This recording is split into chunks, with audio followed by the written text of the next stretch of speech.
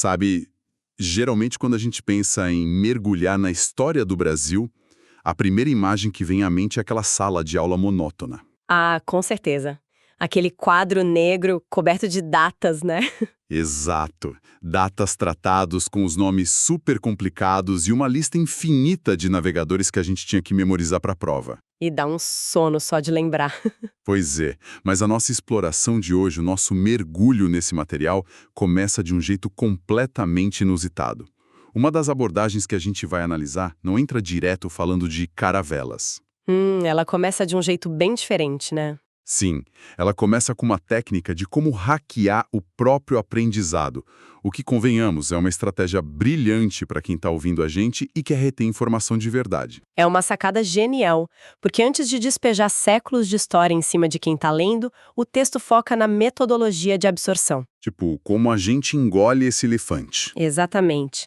A ideia é pegar um evento colossal, multifacetado, e quebrar essa barreira da complexidade antes mesmo de começar a leitura. E o truque sugerido lá é usar a inteligência artificial para resumir tópicos densos com um comando muito específico. O comando é: explique isso como se fosse para uma criança de 11 anos. E que muda tudo. Muda tudo. E a nossa missão neste mergulho de hoje é exatamente aplicar essa lente. Vamos pegar a expansão ultramarina portuguesa, que é o pontapé inicial de tudo que conhecemos por aqui, e decodificar isso. Mas não como um bando de datas isoladas. Não, de jeito nenhum. A gente vai olhar para isso como se fosse o maior e mais arriscado projeto de uma startup do século XV. Nossa, e põe risco nisso. Uma empreitada assim cheia de tecnologias disruptivas, espionagem industrial, medos completamente irracionais e umas negociações de bastidores bem suspeitas. Mas olha, para entender o peso dessa tal startup e o impacto real do que eles construíram, a gente precisa primeiro dar um passo para trás. O contexto é tudo. É fundamental. Precisamos olhar para a linha do tempo do produto final. Observar os 500 anos seguintes da história do Brasil nos dá a dimensão exata de por que aquele primeiro movimento lá nos oceanos foi tão monumental. Então vamos fazer um voo panorâmico super rápido sobre essa história. Vamos lá. Porque é fascinante olhar para o macrocenário e perceber que logo após o ano de 1500, o território brasileiro ficou cerca de 30 anos praticamente escanteado por Portugal. Ficou meio abandonado. Foi uma espécie de fase de testes, né? Aquele período pré-colonial, onde o foco real do dinheiro ainda estava em outro lugar. Até que 1530 traz a primeira expedição colonizadora oficial para valer. E a partir daí, cara, a aceleração é vertiginosa. Essa linha do tempo dá um salto imenso até o início do século XIX. Com um evento bem inédito. Totalmente sem precedentes na história global, a vinda da família real portuguesa para o Brasil em 1808. Dom João VI, fugindo do avanço das tropas do Napoleão Bonaparte lá na Europa, simplesmente empacota toda a burocracia do Estado e traz a corte inteira para a colônia. É um movimento muito louco se a gente pensar bem. Na prática, é a primeira vez que o grande CEO de um império europeu se muda fisicamente para a filial. Perfeito. Ele transforma a colônia no centro nervoso das operações mundiais dele. E a sequência de eventos que se desenrola depois que esse CEO volta para a matriz europeia é ainda mais surreal. A gente tem o primeiro reinado com o Dom Pedro I, que entra numa crise política pesada e abdica do trono. Pois é, ele desiste. E a coroa, o comando absoluto do país, cai no colo do filho dele, o Dom Pedro II. E o detalhe bizarro dessa história: o menino tinha apenas 5 anos de idade. É absurdo pensar nisso. Cara, pera, vamos desempacotar isso. Deixar um país do tamanho de um continente na mão de uma criança de 5 anos é o equivalente a dar a chave de uma multinacional para alguém cujo maior interesse é bala fine e joguinho de celular. É o roteiro perfeito para o caos institucional. E foi o que aconteceu. Total. Como havia essa impossibilidade prática e legal de uma criança governar um império, entra em cena o período regencial, Basicamente, os políticos e militares da época assumem como regentes para tapar o buraco, E o país vira um barril de pólvora, né? pipocando revolta de norte a sul, até que a elite política decide que a única forma de estabilizar a situação é aquele famoso golpe da maioridade. Eles antecipam a maioridade do imperador e ele assume poder com 14 anos. Continua sendo um adolescente. É um roupeiro de série de TV muito intenso. Daí a linha do tempo do material avança para a proclamação da República, passa pelas engrenagens ali da Era Vargas e chega ao período militar no século XX. E aqui a gente tem um detalhe linguístico riquíssimo sobre como a nomenclatura dessa época muda dependendo da fonte que conta a história. Ah, sim. É muito interessante observar a semântica em ação nessa parte do material. Regime militar. Certo. Por outro lado, o termo ditadura militar é amplamente utilizado por grupos progressistas e em contextos mais acadêmicos. Isso porque essa expressão carrega o peso das denúncias de autoritarismo, censura e repressões políticas que aconteceram naquele momento. Então a palavra escolhida revela muito. Exatamente. A linguagem, nesse caso, funciona como um espelho de quem está aplicando a prova ou interpretando o fato histórico. O texto que analisamos enfatiza bem isso, sem tomar partido, mas mostrando que as palavras organizam perspectivas. Muito bom. Mas olha, ver essa linha do tempo cheia de imperadores, regências, debates políticos modernos, faz a gente esquecer a fragilidade de como tudo isso começou. Nossa, tudo era mato. Ou melhor, tudo era oceano, né? Tudo era água. Nada desse tabuleiro de xadrez existiria se Portugal, que é um pedaço minúsculo de terra espremido lá na Península Ibérica, não estivesse numa situação de quase desespero econômico. O que nos leva ao motor de tudo isso? A motivação financeira. A busca desenfreada pelo lucro. E a moeda forte da época, o Bitcoin do século XV, eram as especiarias. E para entender isso, a gente precisa olhar para a geografia. A geografia como destino. Como assim? Portugal era pequeno, eles tinham terras agrícolas limitadíssimas e estavam cercados. De um lado, a poderosa e ameaçadora Espanha, do outro, a barreira intransponível do Oceano Atlântico. Eles estavam imprensados. Imprensados. E enquanto isso, a verdadeira riqueza do mundo, o equivalente ao petróleo ou ao controle dos semicondutores de hoje em dia, estava lá no Oriente, nas Índias e na China. E a gente está falando de coisas tipo cravo, canela, pimenta do reino, noz moscada. E artigos de altíssimo luxo, como a seda. E uma coisa importante, não era só um luxo gastronômico para deixar a comida mais gostosa, certo? Ah, não, de forma alguma. Esses produtos eram vitais para a medicina rudimentar que eles tinham na época e principalmente para a conservação das carnes durante os invernos europeus que eram super rigorosos. Só que tinha um gargalo colossal no fornecimento. O grande problema do intermediário. Conta mais sobre esse gargalo. A cadeia de suprimentos terrestres era longa, cara, e muito frágil. Com a queda de Constantinopla, as rotas tradicionais fecharam. O comércio terrestre passou a ser dominado pelos árabes muçulmanos. Que traziam os produtos lá do Oriente. Isso. Eles traziam por terra e vendiam no mar Mediterrâneo. Chegando lá, os mercadores italianos, com destaque para Gênova e Veneza, tinham um monopólio simplesmente brutal. Eles controlavam tudo ali. Tudo. Eles compravam essas especiarias dos árabes e revendiam a peso de ouro para o resto da Europa, incluindo Portugal. Olha só, vamos aplicar aquele nosso hack de aprendizado aqui de novo. Se eu for explicar esse problema econômico de Portugal para uma criança de 11 anos... Manda bala. Imagine que um videogame incrível custa R$10 lá na fábrica no Japão. Mas o fabricante só vende para um distribuidor internacional, que vende para um caminhoneiro, que vende para a loja do shopping, que finalmente vende para você, o cliente. O preço vai inflando. Demais. Cada uma dessas pessoas cobra uma taxa absurda em cima do valor.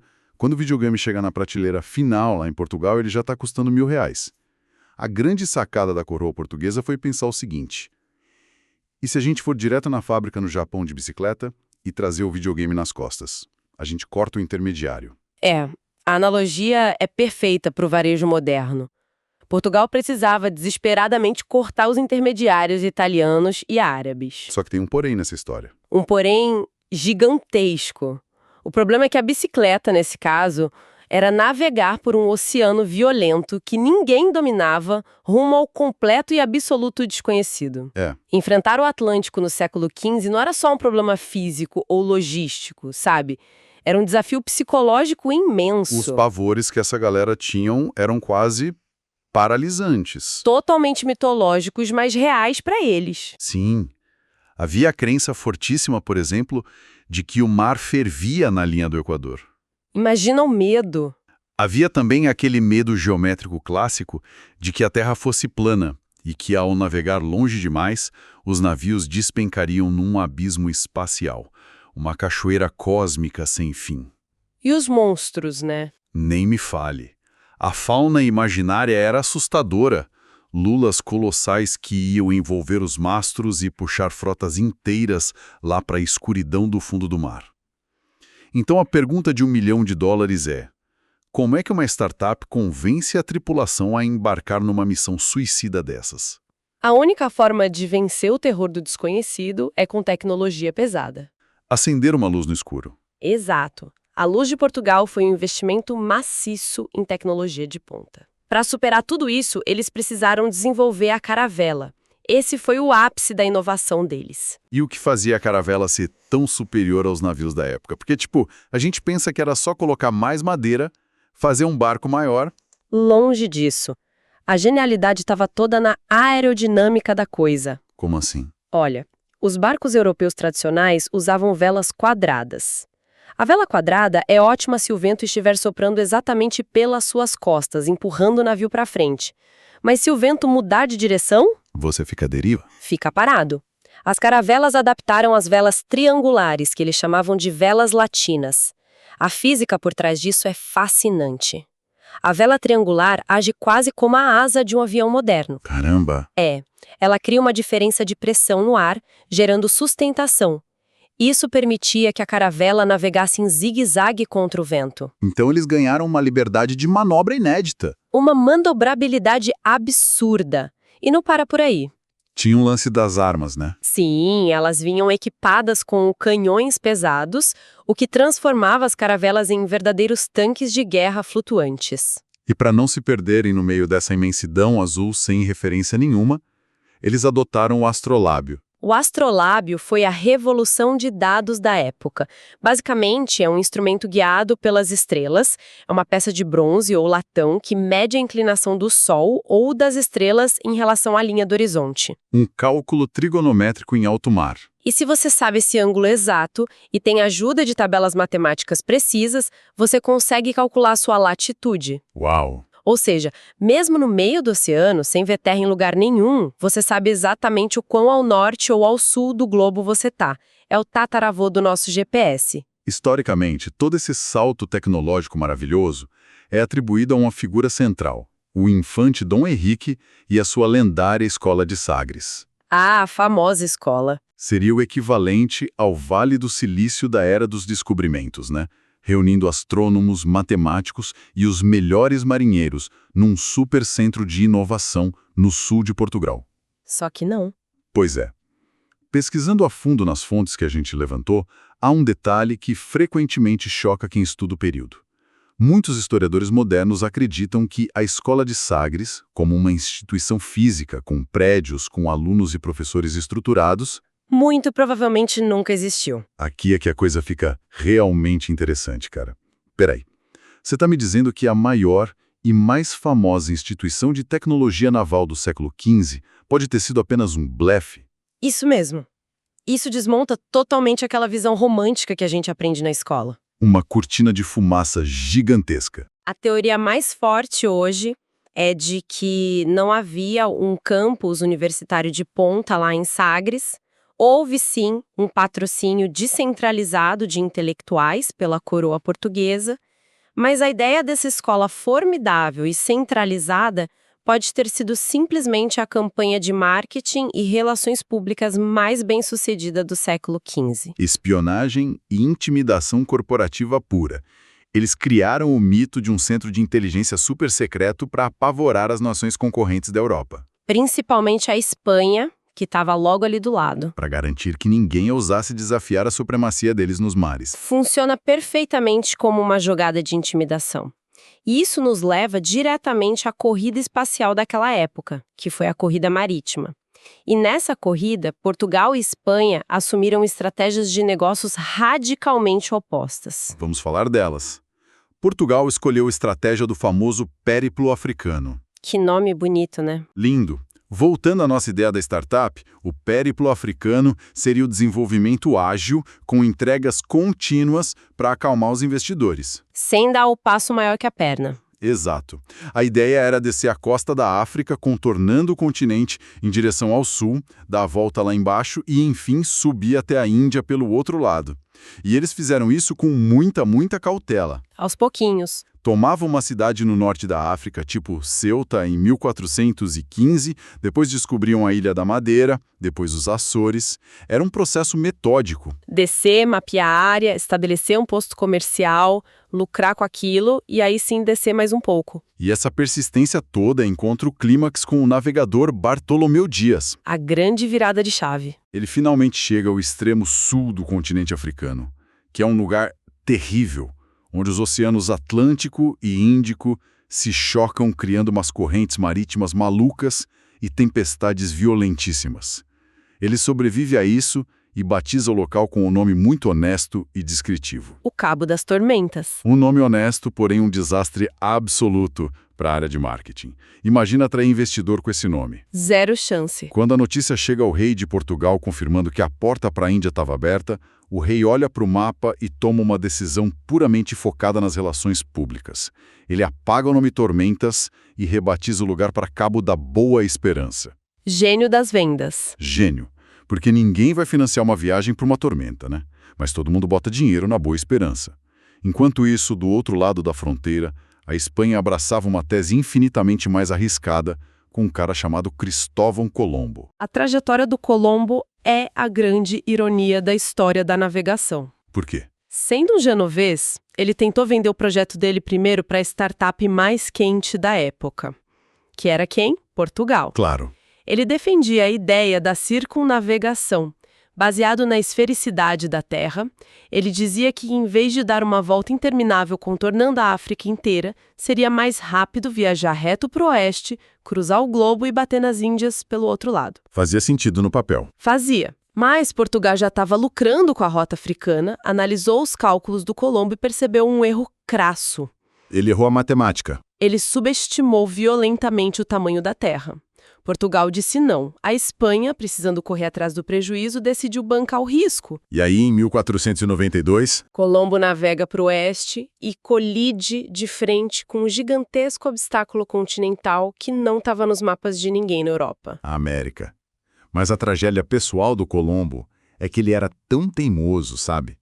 Tão apegado ao próprio plano de negócios original, que ele passou o resto da vida, até morrer, jurando de pé junto que havia chegado nas ilhas asiáticas. A recusa em aceitar a realidade. Ele ignorou evidências botânicas, culturais e linguísticas que gritavam na cara dele que aquilo ali era um mundo totalmente diferente. E quem lucrou com a fama foi outro. Pois é, foi um florentino chamado Américo Vespúcio. Explorando a mesma região depois, ele finalmente teve a flexibilidade mental de pivotar o pensamento e dizer: olha só, isso aqui não é Ásia coisíssima nenhuma, isso é um continente inteiramente novo. E é por isso que hoje a gente mora na América, em homenagem ao Américo, e não na Colômbia. Isso levanta uma questão essencial sobre o poder de dar nome às coisas. O rei português muda Tormentas para Boa Esperança para não assustar os patrocinadores. O Colombo é teimoso e perde a chance de ter um continente inteiro batizado com o nome dele. Nomes importam. E toda essa descoberta acidental jogou o xadrez geopolítico no nível de tensão máximo. Quase deu guerra, né? Portugal e Espanha eram as duas superpotências globais e estavam prestes a se matar pelo controle dessas novas terras. Foi preciso chamar o poder mediador máximo da época para intervir. O Papa, para criar as regras do jogo e dividir o mundo de papel passado.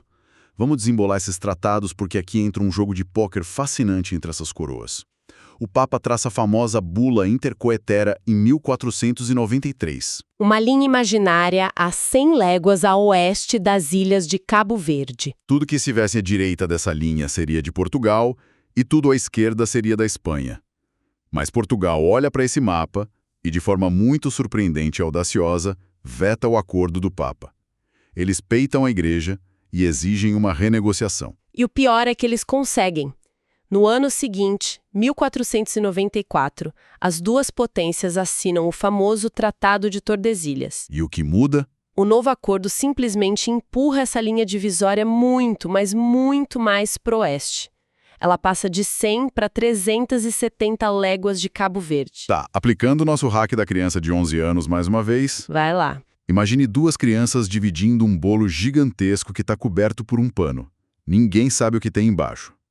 Uma criança, que é Portugal, bate o pé, faz o maior escândalo e exige que a faca corte a fatia dela alguns centímetros mais para o lado, garantindo um pedaço maior, antes mesmo de tirarem o pano de cima do bolo. É uma atitude muito suspeita. Muito. A análise histórica que o texto traz sempre levanta a mesma pulga atrás da orelha. Por que Portugal arranjaria uma briga diplomática enorme em 1494 para garantir, teoricamente, só água salgada a oeste, sendo que o Brasil só viria a ser descoberto 6 anos depois, em 1500? É a grande suspeita da história diplomática.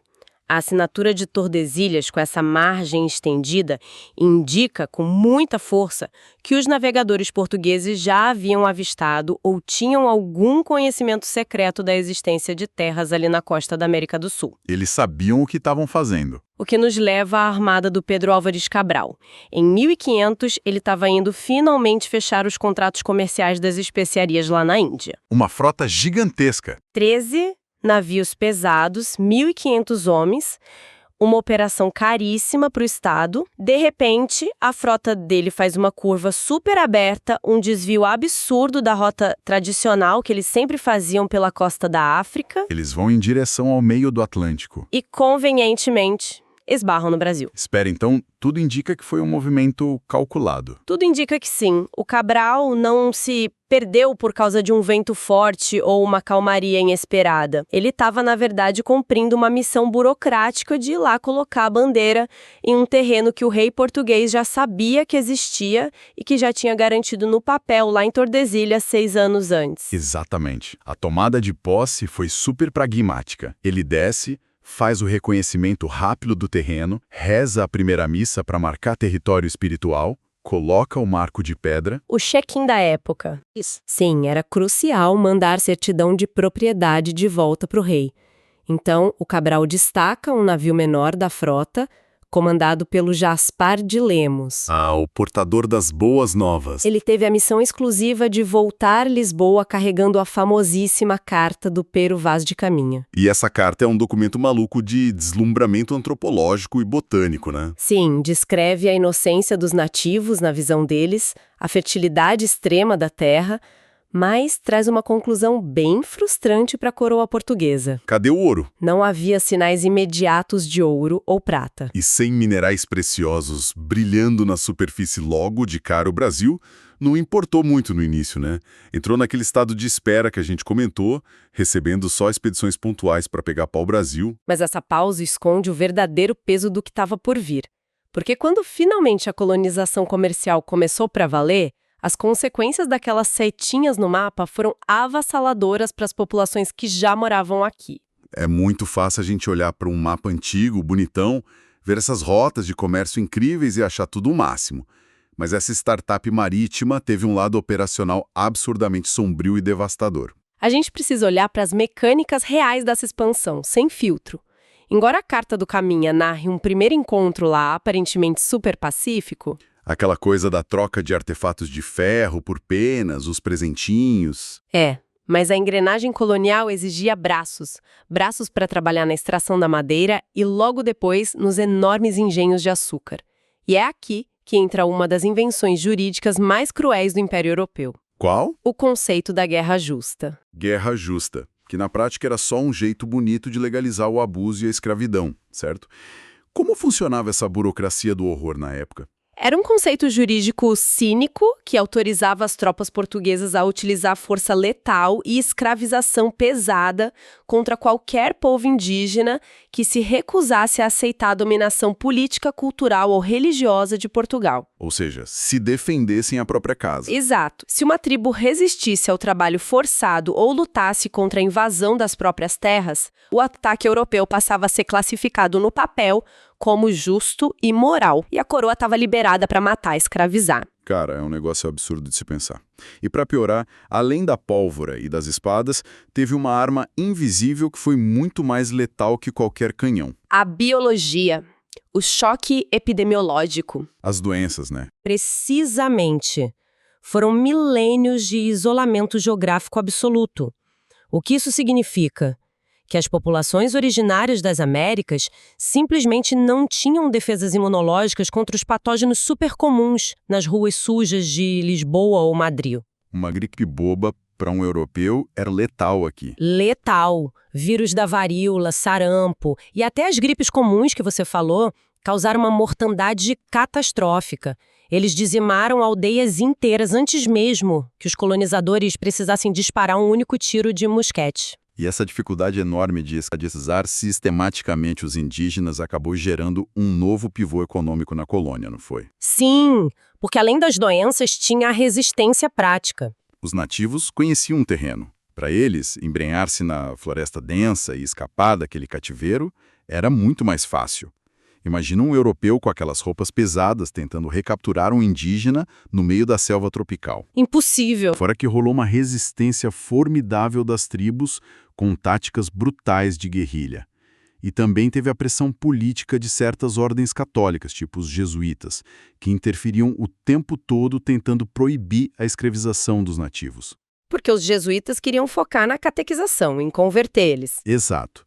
E foi todo esse impasse operacional absurdo que abriu as portas para o que talvez seja o maior e mais longo crime daquela era. Sem dúvida. A conjunção de todos esses fatores, infelizmente, impulsionou o brutal tráfico transatlântico de africanos escravizados. Que mudou tudo. Mudou a demografia do mundo. Portugal já tinha uma rede vasta de postos comerciais, aquelas feitorias na costa da África, que eles construíram lá atrás, durante o périplo africano. Eles usaram essa infraestrutura e transformaram os seres humanos no maquinário principal da nova economia agrícola. É de revirar o estômago. Milhões de pessoas foram arrancadas à força dos seus continentes originais só para mover as engrenagens de moenda aqui no Brasil. É um peso histórico denso, a gente sabe, mas é absolutamente essencial para o ouvinte absorver isso. Porque ver toda essa história como uma cadeia lógica de causa e efeito, de oferta e demanda, desmonta de vez aquela visão romantizada dos descobrimentos. Nos obriga a enxergar as engrenagens cruas de como a sociedade foi formada. Sintetizando todo o panorama que a gente traçou hoje com base no texto, Manda. a expansão ultramarina portuguesa foi, na verdade, o design inicial do primeiro verdadeiro império marítimo comercial do planeta. O primeiro esboço da globalização. Perfeito. Ela conectou economias e oceanos de forma definitiva.